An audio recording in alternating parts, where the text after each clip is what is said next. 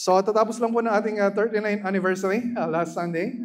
Salamat sa Panginoon for everyone na nagtulong-tulong para po maging makabuluhan, God-glorifying, encouraging yung celebration po natin ng anniversary. So, ngayon po ay Lord's Day number 40. Ito rin po ang pasimula ng ika-4 na pong taon ng pagkakatatag ng church. So, this is now our 40th year. So, walang bago. Patuloy po tayo na mag-aaral ng Ephesians. So, we'll just continue yung pag-aaral po na sinimulan natin last Sunday hanggang verse 14. So, yung trabaho ko po ngayon ay pag-aralan po natin yung verses 15 to 16. And so, may kinalaman po ito sa iba't ibang... so, this is sa verse 15 to 16. Nais ng Diyos na may tama yung iba't ibang pananaw na meron yung maraming tao, kahit mga nagkasabing Kristiyano sila, tungkol sa ano ba ibig sabihin ng pagiging Kristiyano. So, merong iba't ibang pananaw tungkol sa buhay Kristiyano, pagiging Kristiyano. So, magbabanggit lang po ako ng ilan, and then you try to evaluate kung ano sa mga ito yung hanggang ngayon ay pinaniniwalaan pa rin ninyo hanggang ngayon. And so, yung iba, sinasabi nila na kung Kristiyano ka, basta nagsisimba ka kahit paminsan-minsan, ay yun na yun. Kahit nga hindi ka nagsisimba, basta raw nag-pray ka to receive Christ at alam mo sa sarili mo, sumasampalataya ka kay Kristo, kapag namatay ka, sa langit ka mapupunta, okay na yun. Basta iwasan mo lang yung mga malalaking kasalanan. You're just trying to be a good Christian. So, para sa kanila, optional yung paglago. Sabihin nila, we are saved by grace, not by works. And sabihin natin, yes, amen. Yun naman yung pinag-aralan natin sa Ephesians 2, 8 to 9. Pero kailangan ipaalala sa kanila, o sa inyo, na hanggang ngayon ganito yung pinaniniwalaan ninyo, na yung gospel na makapangyarihang nagligtas sa atin, ay yung gospel din na may kapangyarihan na bumago sa puso natin. We're not saved by works. We're saved by grace through faith in Christ. Pero, di ba sinabi sa Ephesians 2:10 na inihanda na sa atin ng Diyos yung paggawa ng mabuti. So, hindi pwede na sabihin mo kung saan ka, ligtas ka, tapos walang bunga, walang pagbabago na mangyayari. Hindi pwedeng wala. And so, yung iba naman concern sa, mahalaga yung paglago. Concern sila sa paglago. Pero inisip nila na it's just about yung paglago natin sa kaalaman sa Biblia. And yes, mahalaga yung Bible reading. That's why we encourage everyone na every day we read our Bible. Mahalaga yung pag-aaral ng theology. Yung mga tamang doktrina. That's why we recommend yung mga books na babasahin ninyo na naka-sentro sa mabuting balita ni Kristo. And so mahalaga yun. Pero hindi pwedeng hanggang doon lang.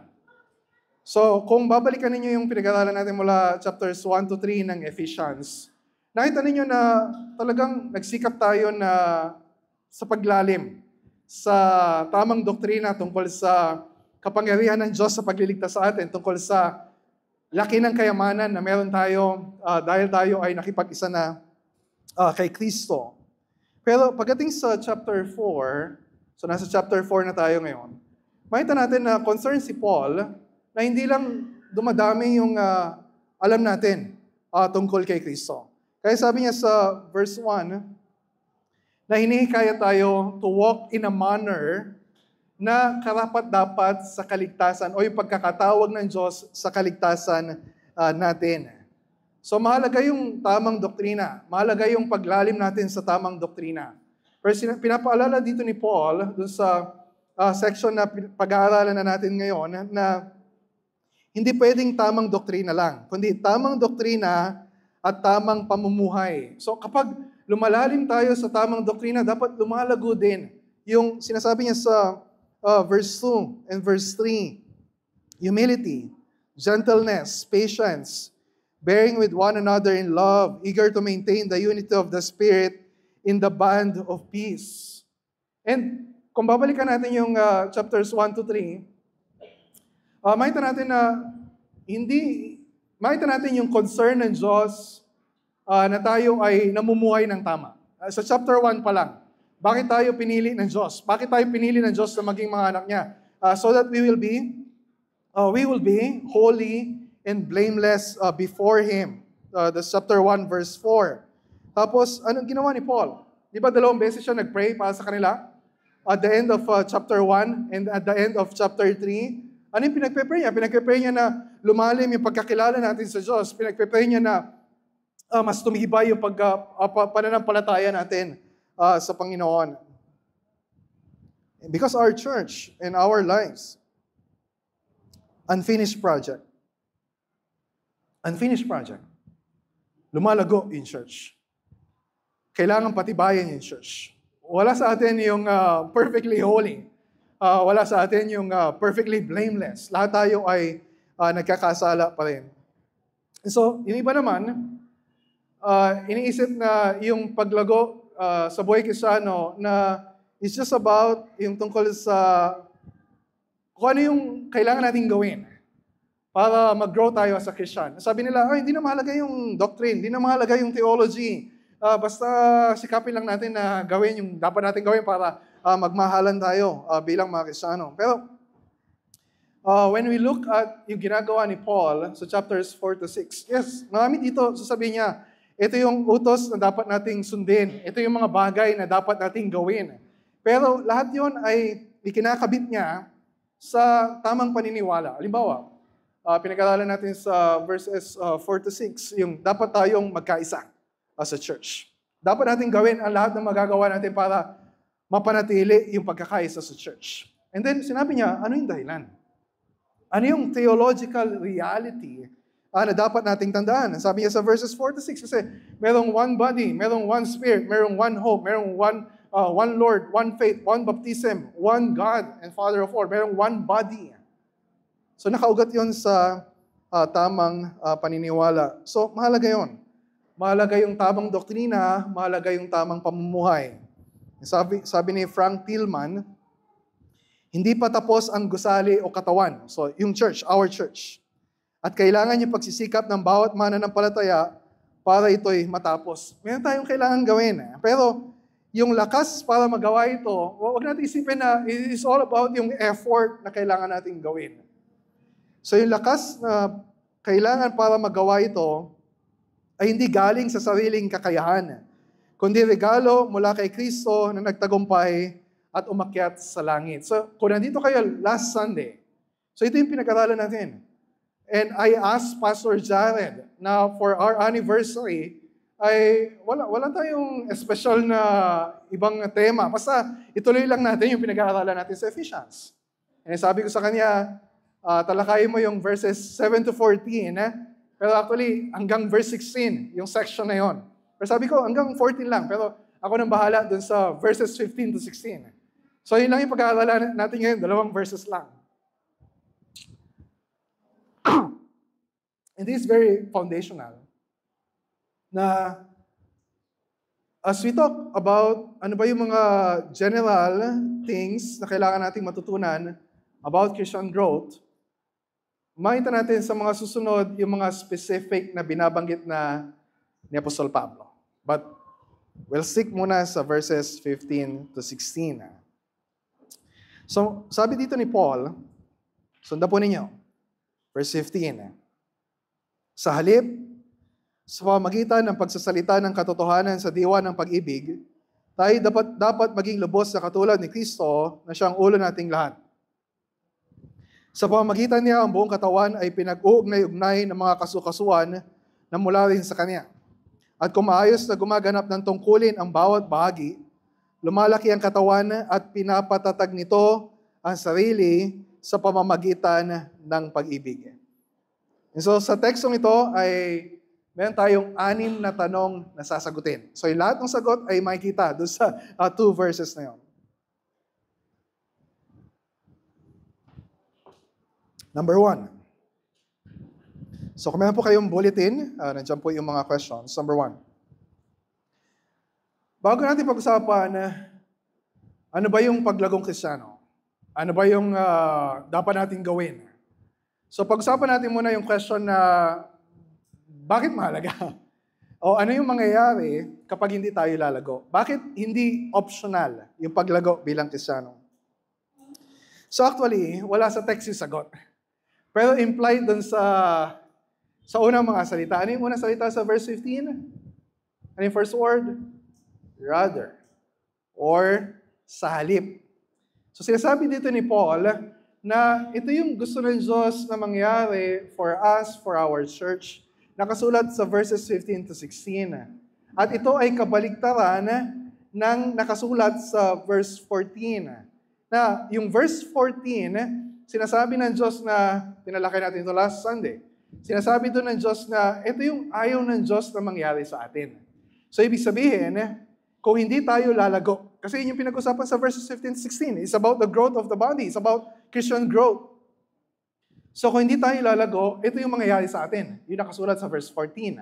So i-rephrase ko para makita natin. Para makita natin na, okay, if some of you, sinasabi ninyo na wala akong concern. Basta gusto ko lang maging Kristiyano, umaten sa church, pero okay lang, kahit hindi ako mag-grow as a Christian. Alam ba ninyo kung ano mangyayari sa inyo if you're not growing? Ito sabi sa verse 14.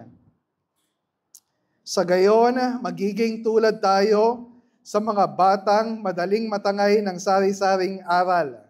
Maliligaw tayo ng mga taong ang hangad ay dalhin tayo sa kamalian sa pamagitan ng kanilang katusuhan at panlilinlang. So ano sinasabi niya dito? Hindi natin pwedeng sabihin na okay lang na hindi ako lumalago. Okay lang na neutral yung buhay ko as a Christian. So, sa kotse, pwedeng neutral. Pwedeng abante, pwedeng atras, pwedeng naka-neutral. Pero when we talk about Christian life, hindi pwedeng naka-neutral yung mode natin sa Christian life. Either you are growing or you are not growing. So ano mangyayari sa atin if we are not growing? Ano sabi dito? Madadala tayo sa mga maling katuruan. Imbis na mga tamang katuruan yung paniniwalaan natin, ang paniniwala natin ay kasinungalingan. Madali tayong mapaniwala sa kung ano man nakita natin sa social media. Madali tayong mapaniwala sa paniniwala ng kulturang ito about love, about sexuality, about relationships, about money. If we are not growing sa area na yun, ibig sabihin, matatangay tayo kung ano nangyayari sa mundong ito, kung saan papunta yung mundong ito. And we know na hindi maganda yung kahihinatnan ng mga tao sa mundo. Sinalarawan ni Paul yung mga hindi sumasampalataya sa verse 17 at 18. Pag-aaralan natin ito next week. Ito yung mga walang kabuluhan yung kanilang pag-iisip. Wala silang pangunawa. Dahil sa kanilang kamangmangan at katigasan ng ulo, wala silang bahagi sa buhay na kaloob ng Diyos. And so, read that again. Ito ba yung buhay na gusto mo na mangyari sa'yo? And sinasabi mo, okay lang sa'yo, you're not growing? Ito yung mangyayari sa'yo. Is it okay? Is it okay?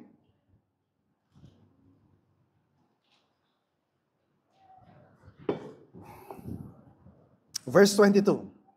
Ito yung pagkatao na nasisira dahil sa masasamang pagnanasa. And ganito yung mangyayari sa atin kung hindi tayo lalago. So, dapat tayo maging concern sa sarili nating paglago dahil hindi maganda yung alternative. Hindi lang ito, either you are growing or not growing. Either you are growing or you will die. So alam niyo yung monitor sa ospital? Yung heart monitor ba yun? So ano mangyayari kapag you're dead? You're dead. Either you grow or you die. So kapag hindi ka lumalago, ibig sabihin, wala kang buhay. Wala sa iyo si Kristo.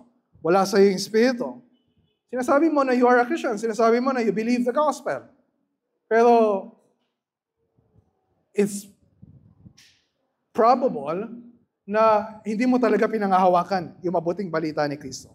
And of course, may mga pagkakataon na, in some of us, may pagkakataon na parang we feel na stagnant yung Christian life natin. So hindi ko sinasabi na paniwala mo sa sarili mo na you're spiritually dead. Wala sa yung Holy Spirit. So dumadaan tayo sa point na gano'n, na parang wala nagbabago sa buhay ko. Parang wala masyadong nagbabago sa buhay ko. Bakit nag-struggle pa rin ako sa ganitong kasalanan? Pero if we are Christians, nasa atin yung Holy Spirit, hindi tayo pwede na magpapatuloy sa ganong kalagayan. Hindi pwede. Hindi pwede na walang makikitang bunga ng Espiritu sa buhay natin. Because the Holy Spirit is in us. And the Holy Spirit is powerful to create change sa buhay natin. And so, ganun din. When we talk about, o kapag iniisip natin yung mga kasama natin sa church, we must be concerned sa paglago, hindi lang ng sarili natin. We must be concerned na yung mga kasama natin sa church, yung mga fellow members natin sa church, na sila din ay growing.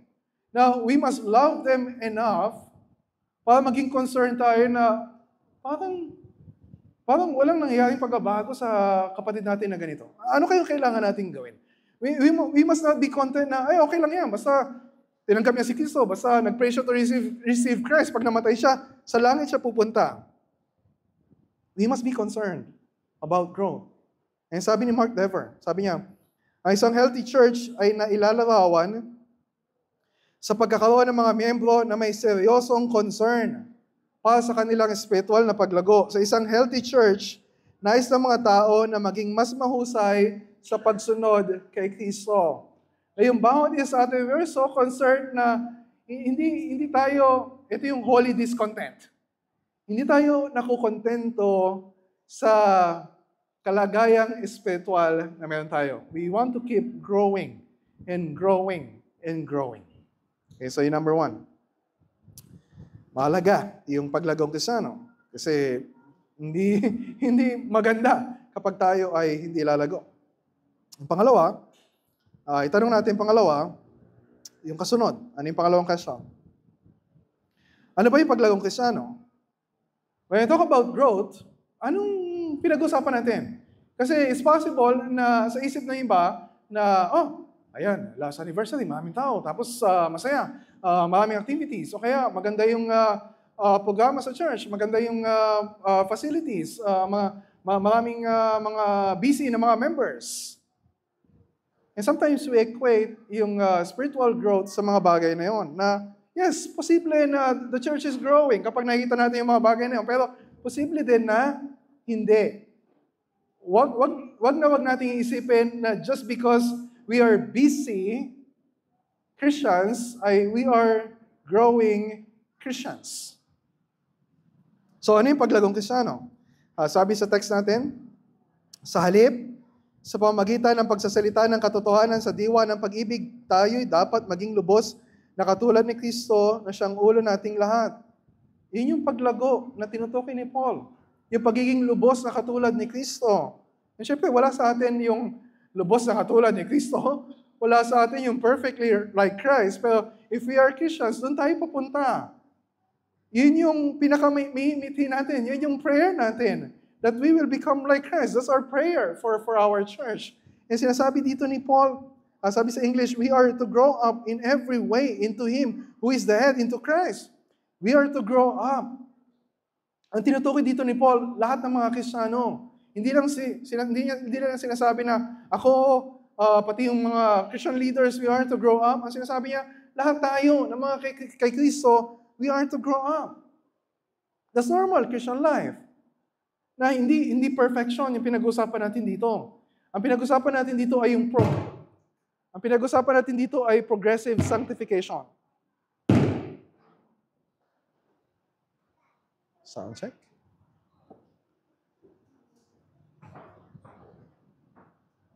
Sound check. Sound check. Sound check.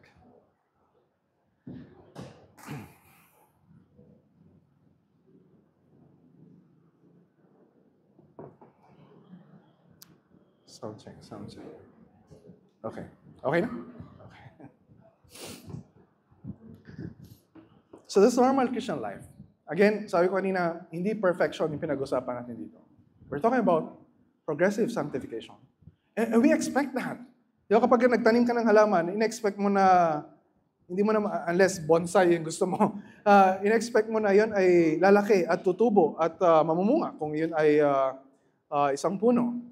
And kapag ikaw ay nagkaroon ng anak, di ba, kahit gano'ng ka-cute yung baby mo, ayaw mo naman na 5 taon, 10 taon, ganun pa rin kaliit yung anak mo. You want your child to grow up. And we must expect the same thing sa ating buhay Kristiyano. Merong growth. Eh, hindi lang basta growth. Sabi dito, we are to grow up in every way. Every way. Na nagpapakita ito na yung spiritual na paglago ay hindi lang tungkol sa ilang aspeto ng buhay natin. This is not just about Sunday. Yes, mahalaga yung Sunday. Pero sabi ito, we are to grow up in every way. Hanggat may natitira pang kasalanan sa atin, hanggat may mga araw na we're struggling how to live as a Christian, hanggat may mga ugali tayo na un-Christ-like, hanggat may mga relationships tayo na hindi sumasalamin sa pag-ibig ng Diyos sa atin through the Lord Jesus Christ, hanggang may mga idols sa heart natin, we are to grow up in every way. We don't stop growing. We don't stop growing. And ang paglagong Kristiyano ay paglago kay Kristo.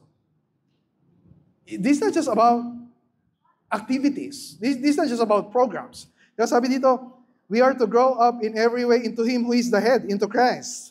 So hindi pwedeng walang koneksyon kasi si Kristo yung ulo ng iglesia. So ibig sabihin, kung si Kristo yung ulo, ano ibig sabihin ng ulo? Ulo, pangulo. Siya yung leader. Siya yung nasusunod. So if we are growing as a Christian, ibig sabihin, mas lumalago yung level of commitment natin ng pagpapasakop kay Kristo. We are growing in obedience to Christ. We are growing sa pakikinig sa Kanya. Lord, ano sinasabi mo? I will follow. We are growing in submission to His Lordship sa bawat bahagi ng buhay natin. He is the head and He is Christ. He is our prophet. Ano sinasabi niya? Yun yung papainggan natin. He is our priest. Kung ano yung ginawa niya sa krus, kung anong ginagawa niya ngayon, yun yung pagtitiwalaan natin. And He is our King. Kung ano sinasabi niya na dapat natin gawin, yun ang dapat natin sundin. So, if we are, kung nakikita natin yung sarili natin na mas nagiging malalim yung submission natin to Christ, our head, then we are growing as a Christian. Pero, meron pang higit na sinasabi sa talatang ito about Christian growth. Sabi dito, we are to grow up in every way into Him. Tingnan niyo sa English into Him who is the head, into Christ. Tayo mga Kristiyano ay nakay Kristo na. Madalas, binabanggit ko yung about our union with Christ. Kasi paulit-ulit binabanggit ni Paul, if you are a Christian, you are in Christ. Hindi ka na matatanggal kay Kristo. Hindi ka na mahihiwalay kay Kristo. And so ito yung sinasabi ni Paul about Christian growth. Mayroong connection kay Christ. Na hindi lang ito tungkol sa, tama na may sali sa Tagalog. Di ba sabi doon, maging lubos na katulad ni Kristo. Pero yung literal, it's saying something more than that. Kasi sinasabi nito, yung growth natin, yung paglago ng buhay Kristiyano ay paglalim kay Kristo. Ito yung klase ng relasyon na meron tayo kay Kristo na mas nakikilala natin kung sino siya, mas nagtitiwala tayo sa Kanya, mas nagiging katulad tayo ni Kristo. And we are so captivated by the beauty of Christ. Na yung kasalanan, yung temptation sa mundong ito will lose its power because we are so deep into Christ. So that's Christian growth. We're growing in our dependence on Christ. Pagka nagpapalaki tayo ng anak, syempre ang goal nito ay dumating yung time na hindi na sila magiging dependent sa atin. Di ba? Mayroong problema kapag yung anak ninyo ay 30 years old na, tapos nakadepende pa rin sa inyo ng mga magulang. Pero when we talk about the Christian life, this is not about yung maturity, it's not about growing na maging independent tayo. Yung Christian growth is growth, yung paglago para maging dependent tayo kay Kristo. The more we depend on Christ. Ito yung spiritual maturity na binanggit ni Paul sa verse 13. Hanggang makarating tayo sa pagkakilala sa anak ng Diyos at maging ganap ang ating pagkatao ayon sa pagiging ganap ni Kristo. So, ito ibig sabihin ng paglagong Kristiyano. So, how do you evaluate yourself? How do you evaluate yung mga dinidisciple natin sa church? Kung sila ay lumalago sa kanilang spiritual life. We ask ourselves yung question. We ask ourselves yung mga important questions. Hindi lang basta, umatin ba yan palagi? Of course, syempre, mahalaga yun. Hindi lang basta, nabasa na ba niya yung buong Bible? Of course, mahalaga yun. Hindi lang basta, malaking magbigay ng offering? Of course, mahalaga yung generous giving. Pero we ask ourselves muna yung mga fundamental questions na nakakonekta kay Kristo. We cannot evaluate spiritual growth kapag ito ay disconnected kay Christ. So we ask ourselves, mas lumalalim ba yung pagkakilala ko kay Kristo? Mas lumalalim ba yung pagtitiwala ko kay Kristo? Mas lumalalim ba, mas umiinit ba yung pagmamahal ko kay Kristo? Mas lumalalim ba yung commitment ko kay Kristo? As my Lord, as my Savior. Mas nagiging katulad ba ako ni Kristo sa pagpapatawad sa iba, sa kabaitan, sa kahinahunan, sa katyagaan, sa pagtitiis, sa pagpapakumbaba, sa pagpipigil sa sarili? Am I growing sa mga areas na yun? So, lagi nakakonekta kay Kristo. So, kung nasagot natin yung second question, madali nang sagutin yung third question. Ano yung third question? Gaano kahalaga si Kristo sa paglagong Kristiyano? Of course, alam natin yung sagot. Mahalaga. Hindi lang mahalaga. Mahalaga. Ano sabi sa verse 16? Sa pamamagitan niya, ang buong katawan ay pinag-uugnay ng mga kasukasuan na mula rin sa Kanya. Mangyayari ba yun sa church kung tayo ay hiwalay kay Kristo? Hindi. At kung maayos na gumaganap ng tungkulin ng bawat bahagi, lumalaki ang katawan at pinapatatag nito ang sarili sa pamamagitan ng pag-ibig. Anong point nito? Walang church kung wala si Kristo. Walang buhay kung wala si Kristo. Walang paglago kung wala si Kristo. And so sa pamamagitan ni Kristo, nagkakaugnay-ugnay yung bawat bahagi ng katawan. Di pa tayo nagtataka na yung mga members ng church magkakaiba. Magkakaiba ng background, magkakaiba ng personality, magkakaiba ng level of maturity, magkakaiba ng mga preferences. Pero bakit tayo nagkakaisa? Paano tayo nagkakaisa? Dahil kay Kristo na nagbubuklod sa atin sa pagkakaisa. Mayroong unity of the faith na tinutukoy. Sinabi na ito ni Paul sa verse 5, sa verse 12. One faith, unity of the faith. Dahil kay Kristo. So, yung church natin ay tumitibay dahil kay Kristo na nagpapalakas nito. Ito pa yung isang ibig sabihin na si Kristo ay ulo ng katawan. Diba kanina sinabi ko na pag sinabing ulo, pangulo, head, leader. Ito pa yung ibang ibig sabihin ng ulo, source, o pinagmumulan ng buhay. Kung walang ulo, walang buhay. Nakakita na ba kayo ng katawan na walang... okay, huwag natin pag-usapan. You get the point. Sinabi ni Christ, di ba sabi niya, I will build my church. Sabihin, walang mangyayaring growth sa church, walang mangyayaring growth sa buhay kasalanan natin kung wala si Kristo, kung walang ginagawa si Kristo. Di ba pinag-aralan natin last week, ang ginawa ni Kristo, siya yung nagbigay ng kaloob sa church, gifts. At kasama sa mga gifts na yon ay yung mga church leaders. Verse 7, verse 11. To equip the church. So don't expect growth to happen if you are disconnected kay Kristo. Napag-aralan na natin yan sa chapter 2. You remember yung image na sa isang building, yung foundation, yung church, ang foundation, yung apostles and prophets, and Christ, the cornerstone. Ibig sabihin, kapag tinanggal mo yung panulukang bato na yon, ang buong gusali ay guguho. And that's verse 21, 22. Sa pamamagitan niya, ang bawat bahagi ng gusali ay nagkakaugnay-ugnay at nagiging isang templo na nakatalaga sa Panginoon. Dahil din sa inyong pakikipag-isa sa Kanya, kayo man ay sama-samang itinatayo bilang tahanan ng Diyos sa pamamagitan ng Espiritu. And it's the same thing. Kapag ibang metaphor naman yung ginagamit ni Paul, na body, kapag walang ulo, hindi lang not growing. That body is dead. That body is dead. Kapag tatanggalin natin si Kristo sa church, kapag tatanggalin natin si Kristo sa buhay natin, we will die. We will die. Si Kristo ang ulo, sabi ni Paul sa Colossians 2:19, na sa Kanya'y ang buong katawan na tinutustusan at pinagsasanib sa pamamagitan ng mga kasukasuan at mga litid ay lumalago ng paglagong mula sa Diyos. Walang paglagong Kristiyano kung tayo ay hiwalay kay Kristo.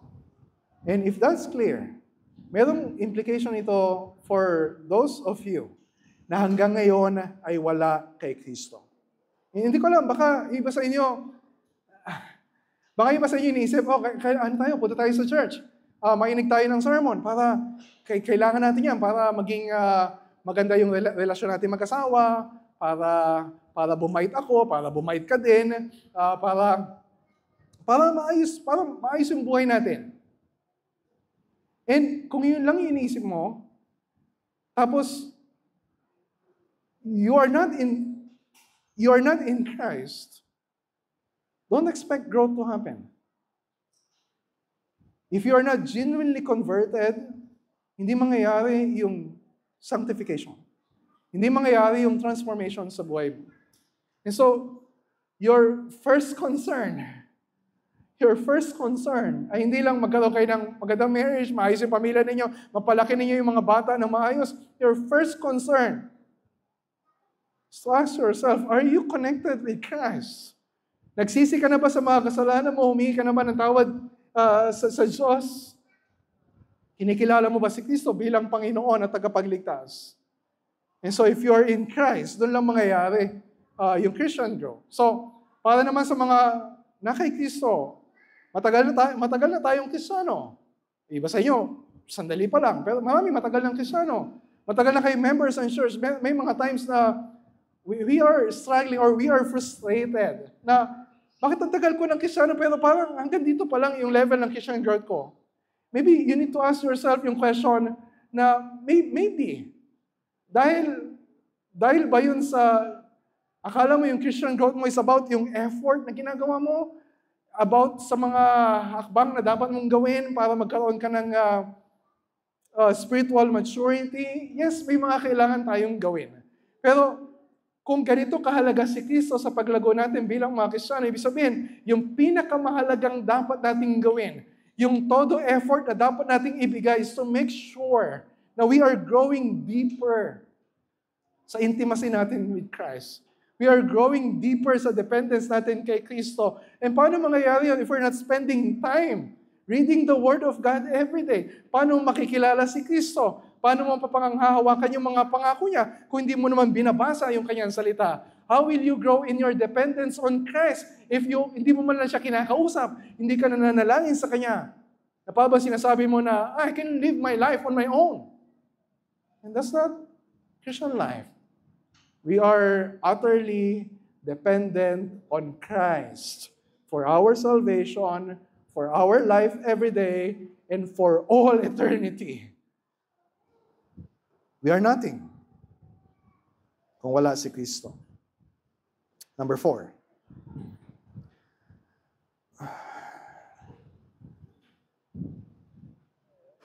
So, I hope you're convinced na napakahalaga si Kristo sa buhay natin. Pero, pwedeng ma-misinterpret ng iba na,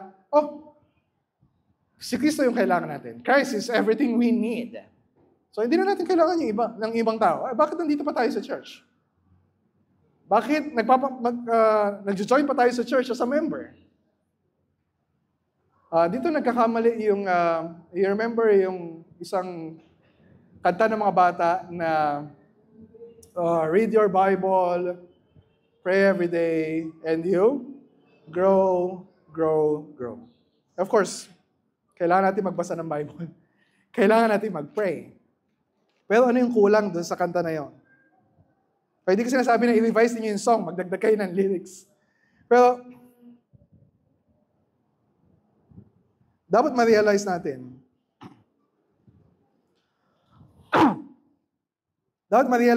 na kasama sa ordinary means of grace ng Diyos sa paglago natin mga Kristiyano, hindi lang personal Bible reading, Hindi lang private prayer time. But the church, our church.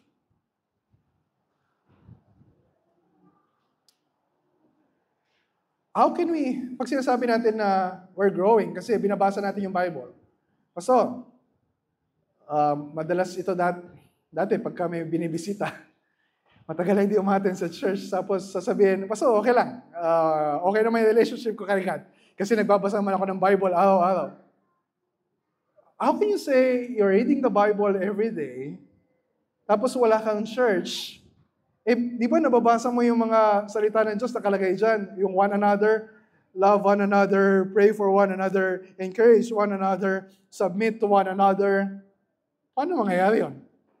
Kung mag-isa ka lang. And paano ka matutulungan ng iba sa paglago sa buhay Kristiyano? Paano ka makakatulong sa iba sa paglago sa buhay Kristiyano kung walang church? So, yung pang-apat na question, sagutin natin yung question na gaano kahalaga ang church sa paglagong Kristiyano? And ang prayer ko, makita natin na kung ano yung sagot natin sa number 3, ayun din yung sagot natin sa number 4. Kung ano yung sagot natin sa pangatlo, yun din yung sagot natin dito. If the church is essential sa church, sa Christian growth, so yung church ay mahalaga din sa paglagong Kristiyano. Maybe, kapag wala kang church, maybe possible pa rin yung a little growth, pero hindi mangyayari yung lahat ng nais ng Diyos sa'yo to grow sa Christian life without the church. Kasi kung nakabit tayo kay Kristo, at habang lumalalim yung relasyon natin sa Kanya, kasabay nun, mas nagiging konektado tayo sa isa't isa sa church. And again, yung image of the body. Kung si Kristo yung ulo, tayo yung katawan, we are part of the body, ibig sabihin, hindi lang isang Kristiyano yung katawan. Ibig sabihin, yun ay binubuo ng iba't ibang mga Kristiyano. Again, verse 16. Sa pamamagitan niya, ang buong katawan ay pinag-uugnay-ugnay ng mga kasukasuan na mula rin sa Kanya. At kung maayos na gumaganap ng tungkulin ng bawat bahagi, lumalaki ang katawan at pinapatatag nito ang sarili sa pamamagitan ng pag-ibig. So, tingnan niyo yung sinasabi ni Paul sa verse 16. Kapag pinag-uusapan natin yung Christian growth, madalas yung perspective natin pansarili lang. Paano ako lalago? Anong kailangan kong gawin para lumago? Pero, when you look at verse 16, yung language na ginagamit dito ni Paul ay corporate, panglahatan, pang-church, hindi pang individual Christian. Buong katawan. Ang nakalagay dito, yung pinag-ugnay-ugnay ng mga kasukasuan joined and held together by every joint. Anong point dito? Anong point ni Paul? Walang bahagi ng katawan ang nakahiwalay sa katawan o sa iba pang bahagi nito. Walang bahagi ng katawan ang nakahiwalay sa katawan o sa ibang miyembro ng katawan. Nakakita na ba kayo ng paa na nakahiwalay sa katawan pero naglalakad? Sa horror movie siguro, nakakita na kayo. Nakakita na ba kayo ng kamay na nakahiwalay sa katawan pero fully functional? Wow. And so, how can you say na pwede sa isang Kristiyano na siya ay lalago, magiging fully functional as a Christian kung siya ay nakahiwalay sa church? Hindi pwede na ikaw ay Kristiyano pero ikaw ay nakahiwalay sa church. Ang itinalagan ng Diyos na normal, ordinaryong paraan para lumago ang isang Kristiyano is through the church. Through the church. So, ibig sabihin, if you are a Christian, and most of you are members ng church, pero some of you, sinasabi nyo na you are a Christian, pero hanggang ngayon ay wala ka pang church na kinabibilangan bilang membro, your first business is to make sure na you are connected sa isang local church. Mamaya may membership classes. So, we welcome you to join 1:30 p.m. Kung pwede kayo, dito na kayo mag-lunch. Papakainin namin kayo ng lechon manok ba yung tanghalian mamaya. We have free lunch para pag-usapan natin kung ano yung pagiging member ng church. And kung sakali man na hindi kayo taga rito sa area na to, maybe malayo, we will be happy to recommend a church na pwede ninyong kabilangan. Hindi pwedeng wala. And isang bagay na tinuturo namin sa membership classes, kapag magjo-join ka sa member ng church, you are not just joining a church. You are applying for a job. Wala lang kaming sweldo na maibibigay sa inyo. Pero merong trabaho na ibibigay yung church.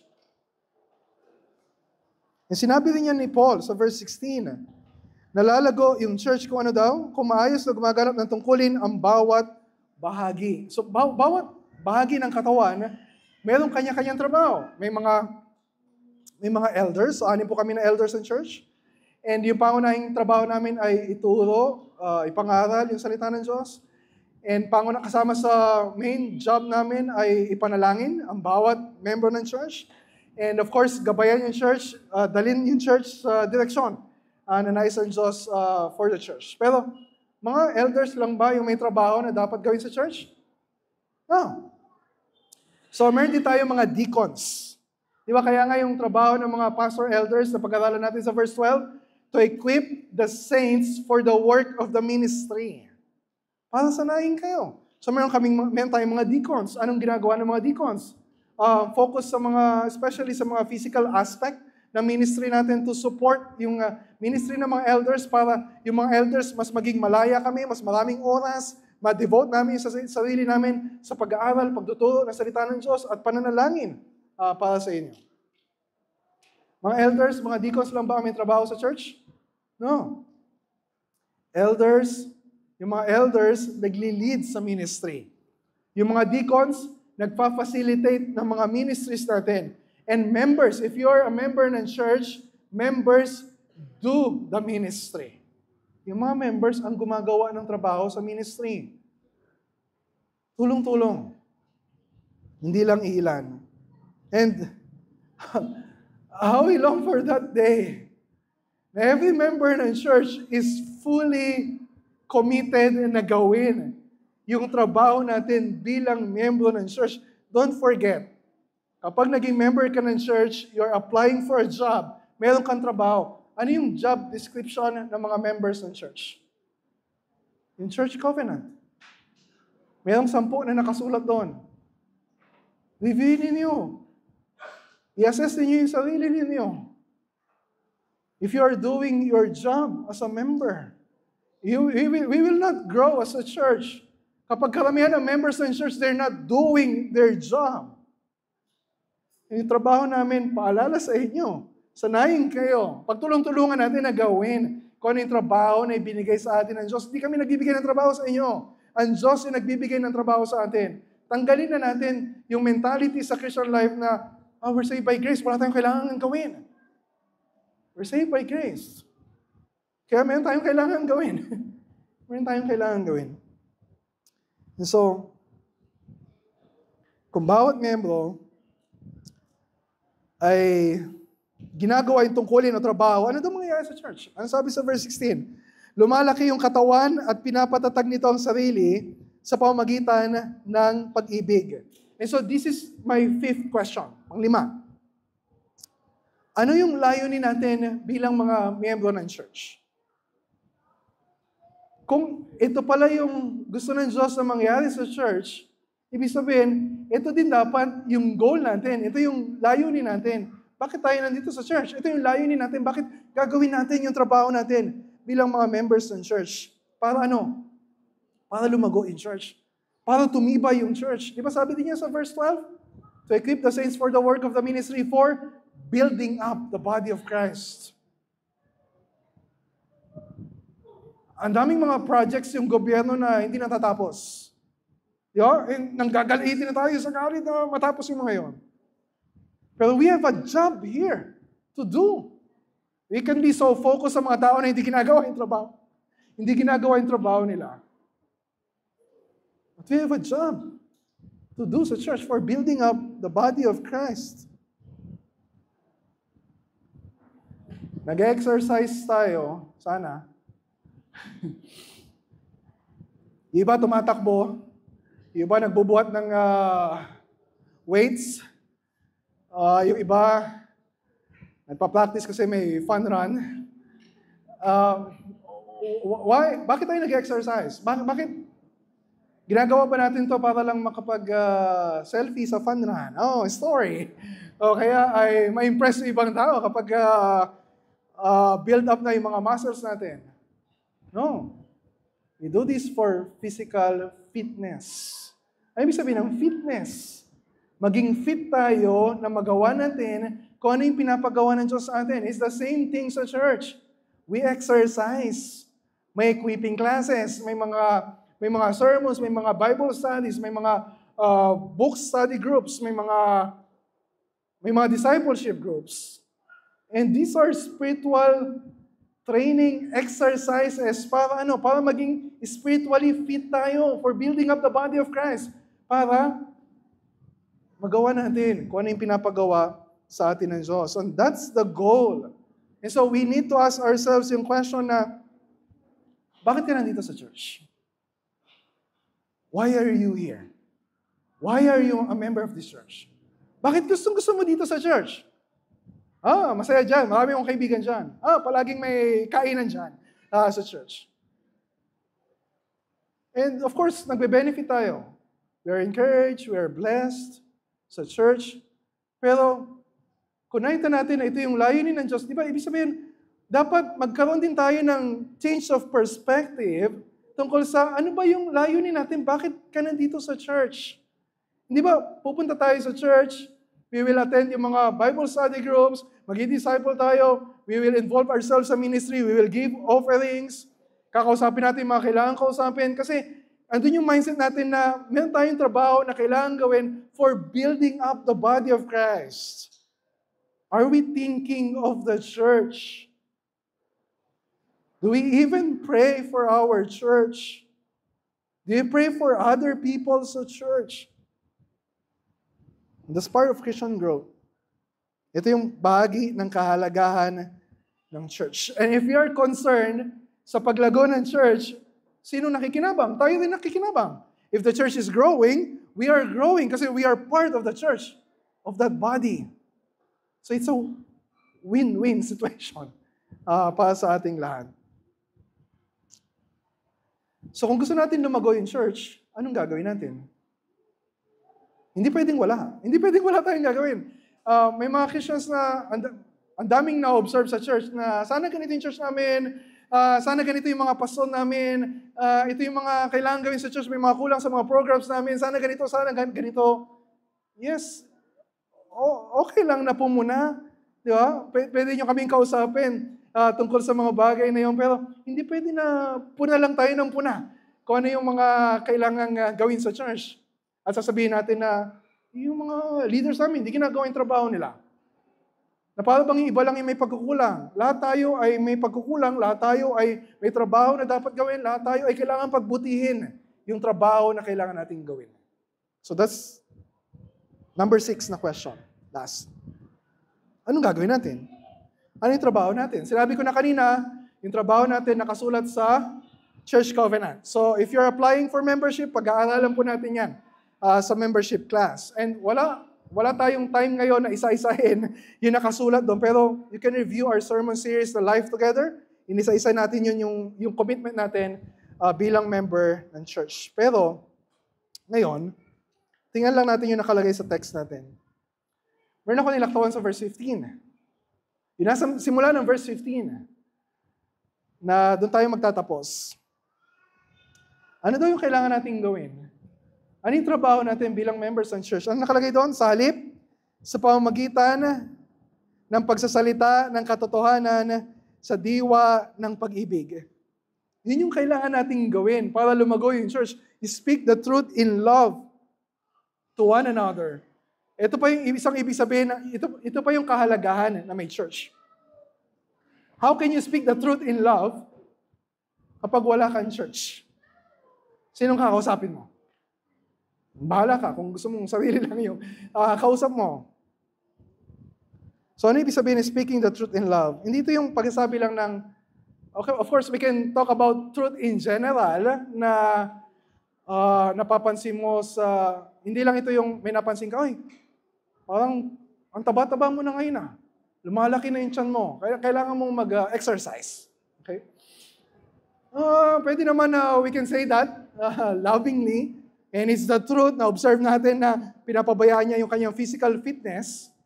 Pero, I think, ang sinasabi dito ni Paul is something more specific.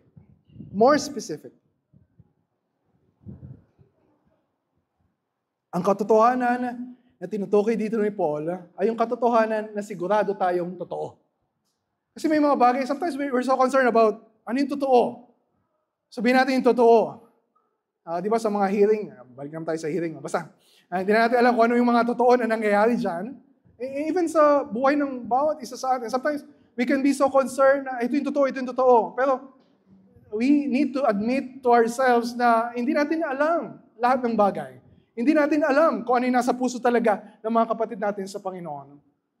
And so, yung first business natin is to speak the truth. Yung truth, yung katotohanan na alam natin, sigurado tayo, totoo. E ano yun? That's the truth of the gospel. Kung sino ang Diyos, ituturo natin sa iba. Kung sino yung tao, ano yung problema ng tao sa kasalanan, ipapaalala natin sa iba. Kung sino si Kristo, ano yung ginawa niya sa krus para sa atin, we speak the gospel. And kung ano yung dapat na maging response in repentance and faith and obedience to Christ.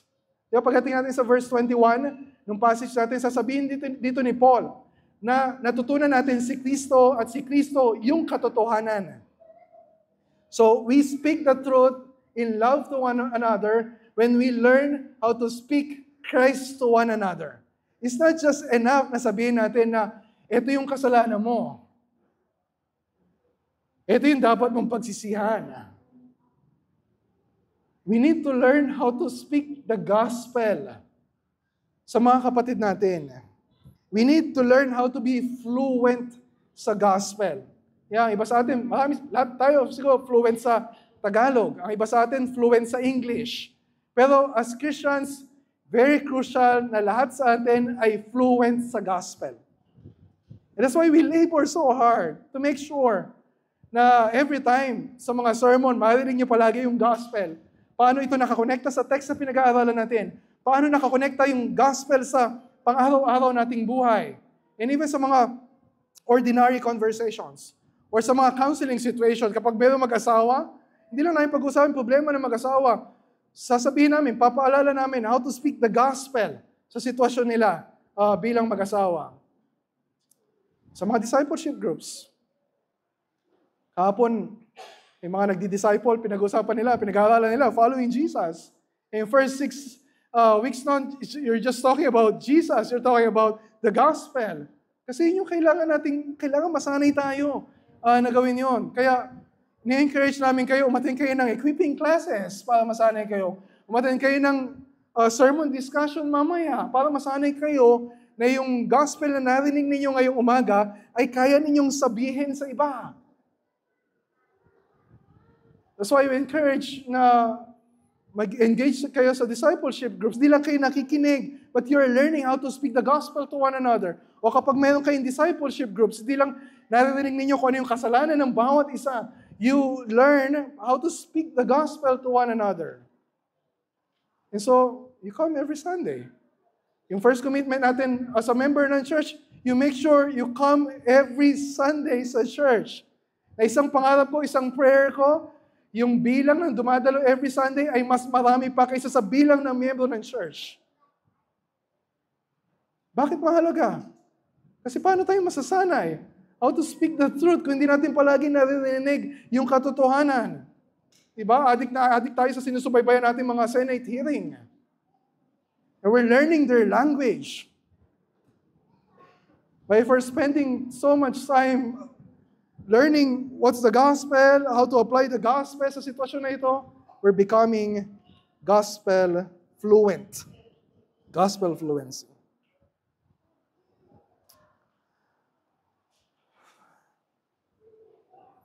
So I hope maintindihan ninyo bakit palagi ko kayong pinapaalalahanan na huwag mag-absent sa mga pagtitipon natin. I hope you will understand that. Kasi, hindi ko alam, gusto ba ninyo yung anak ninyo ay absent ng absent sa eskwelahan? Okay lang yan. Matututunan ka naman kahit na absent ka ng absent. And how should we expect to grow kapag absent tayo ng absent sa mga training exercises na binigay sa atin ng Panginoon? Kailangan masanay tayo. Kasi dating yung pagkakataon na we really need to speak the truth sa mga kapatid natin na kailangan handa tayo sa mga pagkakataon na kailangan nating sabihin yun. Yung sinasabi dito ni Paul, na just speak the truth. Sabi niya dito, speak the truth in love. Hindi pwedeng nagsasalita lang tayo ng katotohanan pero walang pag-ibig sa puso natin. Hindi pwedeng concern lang tayo sa truth pero we don't love our brother, we don't love our sister. Hindi natin pwedeng paghiwalayin yung speaking the truth sa love. Magkasama yung katotohanan at yung pag-ibig. If we are concerned sa mga kapatid natin, lalo na yung mga kapatid natin na dinidisiplina natin, nagkakasala natin, we must practice how to speak the truth sa kanila. Hindi tayo pwedeng maging katulad lang ng mga tao sa mundong ito, nasasabihan yung mga tao na, kung saan ka masaya, kung masaya ka sa relasyon mo na yan, kahit alam natin na kasalanan, yung relasyon na meron siya ngayon, hindi natin pwedeng sabihin na okay lang yan. In love, we tell our brother, our sister, who's sinning, kapatid, nagkakasala ka sa Panginoon.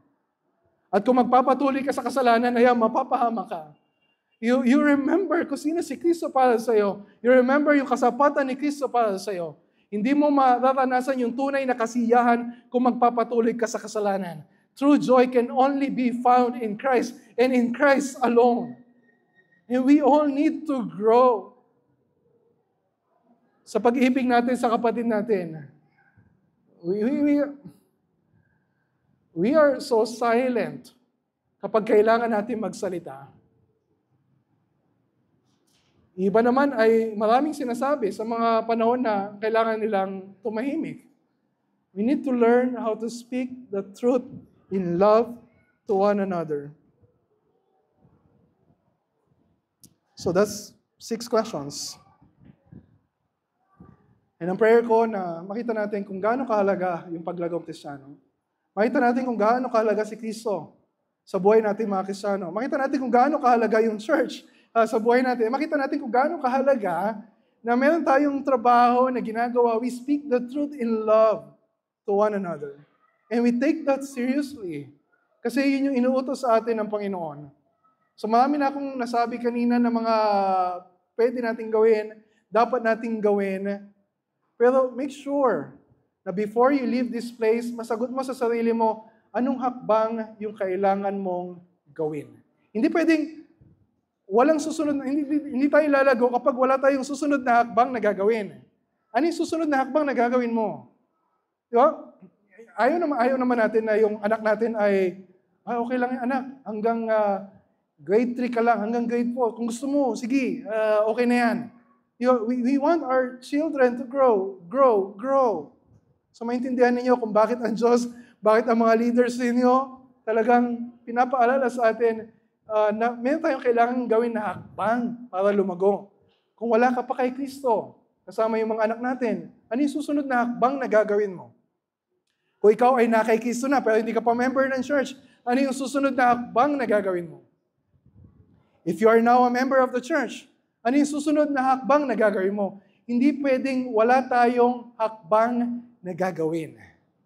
We will not grow if we will not exert effort.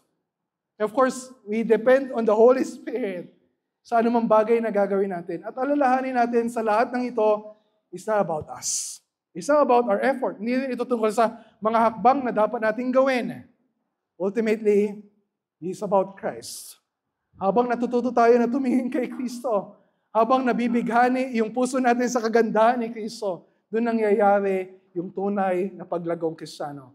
As we seek Christ more and more, so we grow. Let's pray.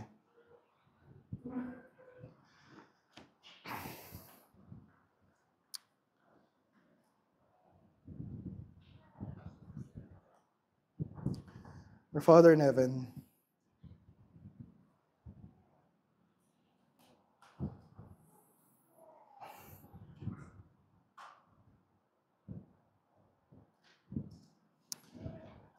tulungan mo kami. Tulungan mo kami na ipako yung paningin namin kay Kristo. Tulungan mo kami na masanay paano tulungan yung iba na ipako yung paningin nila kay Kristo. Praying, Lord, for every one of us, that we will grow more and more to be like Christ. And tulungan mo kami as a church na magawa namin ito. In love. Sa pag-ibig sa bawat isa. Na ma-realize namin na if we will not learn how to love one another, how to love like Christ, our church will not grow. We will not grow. And so Lord, paalala mo sa amin palagi yung mabuting balita ni Kristo. So that we will be like Christ more and more. This is our prayer. In Jesus' name, amen.